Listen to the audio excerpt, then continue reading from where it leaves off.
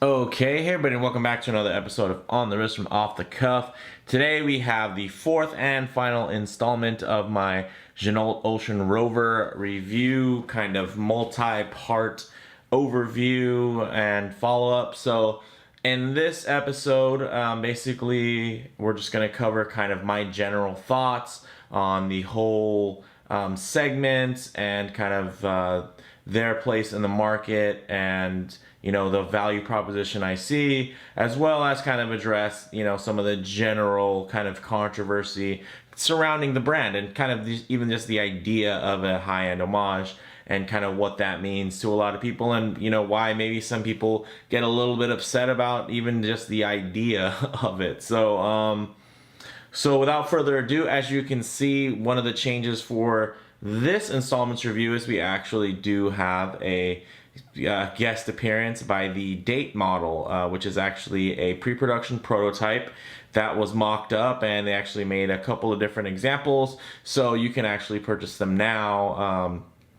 But basically, I wouldn't consider it kind of a new model as much as it is just a later release, because these were just kind of basically the prototypes when they were trying to figure out what they were going to do with the Ocean-Rover line. So we'll definitely take a closer look at that today. Also, as much as I've drooled over and swooned over the bracelet in the past for these watches, I figured why not get them kind of on a NATO, and with one of the better NATOs that are out there, from PhenomeNATO. So that's kind of where those are from. I think this is a great look. And and I'll kind of roll in the idea of, okay, one of the nice things I guess about having an homage watch is you actually don't mind putting it on a NATO, right? There's a lot of Submariner owners. I'd hope to be one day, but I'm pretty sure when I am a Submariner owner, I won't be taking it off the bracelet because the bracelet is that good. Now, one of the nice things about owning a Ginault Ocean-Rover is, although the bracelet is super good, it's not really a grail watch, right? So I don't mind putting it on here. And honestly, if I did, let's say, have a vintage model, with one of the older, more hollow bracelets, with basically the folded end links and whatnot, and the stamped clasp, basically those are way more expensive. Really, even the Tudor Submariners are rising in price. So to really kind of have that vintage sub look and put it on a NATO and feel good about it, there aren't too many other options out there. So that's definitely a plus as far as I'm concerned. Now, kind of as far as the Ocean-Rover's place in the market. Now, I mean, really, as I touched on a little bit earlier, is I think it's just a great vintage sub alternative. So if you're shopping and you're looking for a vintage sub, you like the patinaed look, you like the older case proportions, you like the aluminum bezel insert, just it exudes more of that classic look. It's a little bit more sedate, more understated, versus the more blingy, very reflective ceramic bezel inserts. And then also the case silhouette, it doesn't have the big broad shoulders of the newer cases. I think this is a great alternative. So now, instead of paying, even on the low end here, let's say you're picking up a Tudor sub, those are $4,000 or $5,000 now. I mean, you could, honestly, you'd be better off just buying a Black Bay if you wanted something like that. But then again, think about the actual proportions of a Black Bay. They have the bigger side slabbed case, and they're just slightly larger, and it's just kind of a different feel. I mean, I do love the Black Bay, but as far as pricing goes, to get a vintage Tudor sub, even if it's not even a snowflake sub, let's say you go lollipop, they're still rising in prices. Maybe you can get a mini one if you have a small wrist. You can get maybe a 36 millimeter kind of unisex kind of mini sub. Those are somewhat affordable, under 2,000. You can find some of them, but again, now you're not going to get sapphire. You're going to get a really poor quality bracelet. You're paying a lot for pretty much a really old ETA movement, versus, hey, this is a newly manufactured ETA clone, and essentially, apart from the rubies and the hairspring and the shock absorber, until somebody can prove me wrong, and you can prove Ginault wrong, basically, from what they post, all that stuff's machined here in the States. So at the very least, it's definitely a newer, fresher movement that is going to be probably a little bit easier to support than some of the older ETAs that you'll find from watches from the 70s and 80s. So, and then also, hey, a vintage watch, you're going to probably want to baby it because the value is going up. Not to say that I don't believe that the value of the Ocean-Rover will go up. Now, we've seen in the past limited runs, small runs of desirable watches of high quality. They go up. I mean, Mark II watches are really a perfect example of that. Very similar mission statement, essentially. Kind of make what's old is new again, but produce it with today's manufacturing, capabilities. So that, I mean, as you can see, have you seen on the aftermarket? I mean, Mark II watches, even the orange watch company mill sub homages, those are going for upwards of well over 1,000, 2,000s. I mean, I've seen some crazy listings. So just one thing to keep in mind is that, let's say, even if Ginault totally fails, that doesn't mean necessarily a bad thing if you own one. It could actually be really good for resale value. So, I mean, and then let's say they blow up and they do great. Now you have kind of their first maiden watches under kind of the new Ginault logo and crest, and kind of that idea of, hey, here's our brand, here's how we're going to really debut ourselves. Although they've been around since 2012 and they kind of did more sterile homages, here and there, very low production. This is kind of really their entry into the market and their first serious entry, and I think they really swung for the fences on this. Now, another kind of place in the market you could see this as is really a high-end beater watch, right? So now, let's say you own a sub and you love it, you love wearing it so much, you just don't want to beat it to hell, so you want to have something else you could put in the rotation, whether you're maybe going to a less than savory area for dinner or something like that, or hey, maybe you just want to go hang out by the pool, go to the beach or water park, and not have to worry about $8,000 sitting on your wrist or being tucked into your shoe while you take it off while at the gym or the beach or wherever else, right? So now you have the option of, an Ocean-Rover that you can get for much less, especially if you're doing a review. But I mean, even at the price, even at their retail about $1,300, I mean, I think it's still a deal. If I was setting the price, I'd probably set it closer to maybe $850. I think that would be a lot more accessible for the people that might be interested in this type of watch. But as far as in a high-end beater watch, I think $1,300 is probably perfect.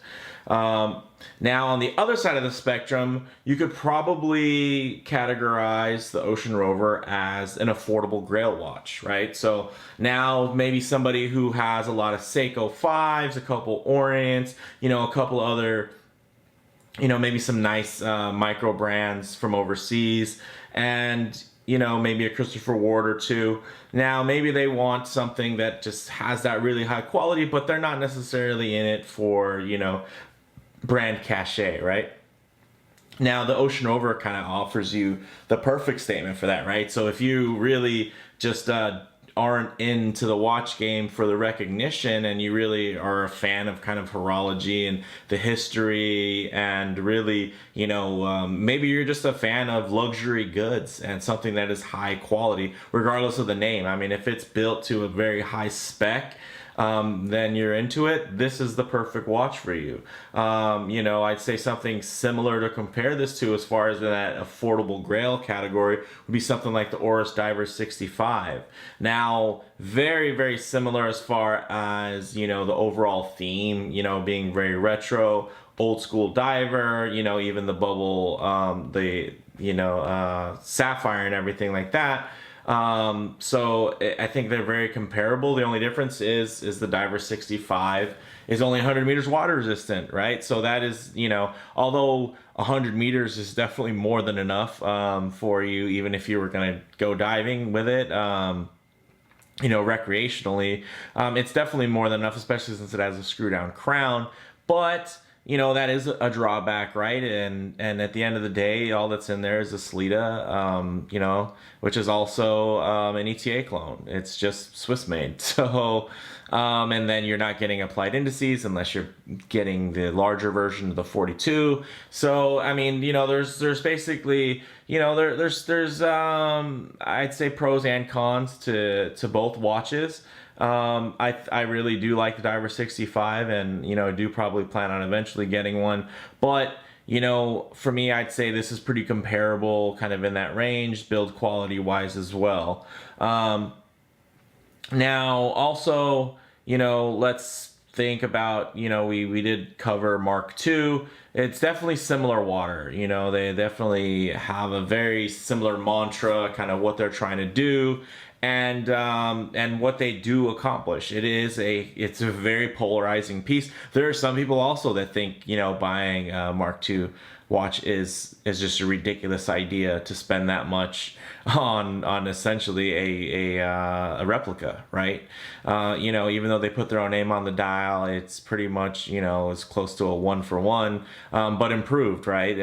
There's definitely better quality there, and you can see also here there's going to be some better quality. Maybe not in movement, technicality, or anything like that, but in fit and finish, you know, as far as comparing the old versus the new and kind of modern specifications and you know, just the quality of machining you can get done now is definitely head and shoulders above what you could get done in the 50s and 60s. So that's definitely there. So before we get too much more into kind of the second half of this, let's go ahead and zoom out and just pick these guys up, and you know, let's just compare the date to the non-date model. Now, as you can see, and again, the reason why I don't have the bracelet on here is because at the end of the day, it's the exact same bracelet. It was reviewed in 3 other pieces, so I thought I would just, you know, give you an idea what these bad boys look like on a nice premium NATO. So as you can see, some of the differences is basically the dial proportions. So you have your maxi dial proportions here, which is more modern to the modern Submariner, and then we have here the more classic sized indices, and then also the lume is different, right? As you can see here, we have that, you know, proprietary gold sand lume, and then here we have just your standard C1. Everything else, you know, bezel action, you know, crown, everything, you know, pretty much all the same. So nothing to worry about there. But one of the big differences is the date functionality, which is definitely nice to have. And I think with that more sterile kind of C1 lume application there, I think it definitely gives it a different look and feel that's just a little bit more true to kind of, you know, a 90s Submariner versus this one is going to definitely mix a few different kind of feels with the more, you know, the larger indices, but at the same time with the patina added to make it a little bit more vintage. And you have, you know, that box dome sapphire here. You have the standard flat sapphire with, you know, of course, the iconic Rolex style Cyclops on there, which it definitely does a great job of magnifying. And as you can see, that number 6 doesn't look like a standard ETA 6, right? They even have the date disc that has a similar font type for the Rolex Sub, which is definitely a nice touch and really adds to kind of just, you know, the overall attention to detail that you're going to see here. And as you can see, also has that nice glossy dial, really, really beautiful, and I think it goes really well here on this black PhenomeNATO strap. It has polished hardware. There also are brushed hardware options. I will be also doing a kind of premium NATO face-off here in the next couple episodes. You guys will see I've really compiled what I think are kind of some of the more special and also kind of the standard when you're going to look into a NATO that's going to cost 20, 30, 40 bucks. When you really kind of want that high end with better hardware, you know, higher end, you know, nylon and everything like that. I think I really do have a pretty good face-off coming there. So definitely stay tuned for that little battle royale. So kind of, I guess, back to, well, you know what, let's do this. Let's go ahead and get the Lume going here.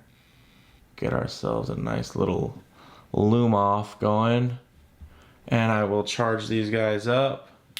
I will be a little bit more generous with the C1 Lume because it is not going to be as bright, but the golden sand Lume is pretty nuts, so it's been more comparable to a C3. So as you can see there, definitely really nice. I don't know how different it's going to look on the camera. I mean, this is with basically full charge, so the difference isn't going to be too different.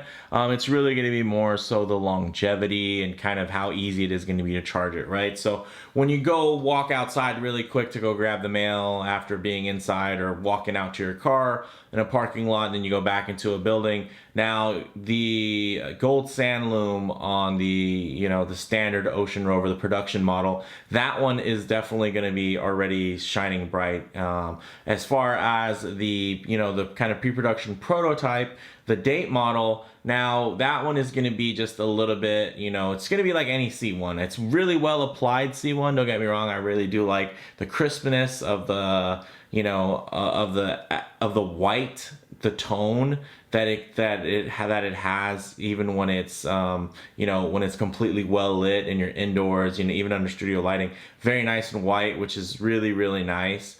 I think it would have been really cool to have this in BGW9, but you know, I do get kind of that vintage aesthetic, and honestly, having it in C1 opens up a couple more options, I'd say, as far as if you were a big modder and you, let's say you want to throw some snowflake cans on there or something like that. Now it's a lot easier to find C1 C1 handset or C1 dial set if you wanted to switch that out. I'm not saying that you would need to, but you know, it definitely is a really nice base watch if you're going to do any type of modding. And I know that basically the kind of Submariner niche is pretty huge, so there's a lot to do and to love. I've let this run pretty long in the dark just so you can kind of see how it fades over time.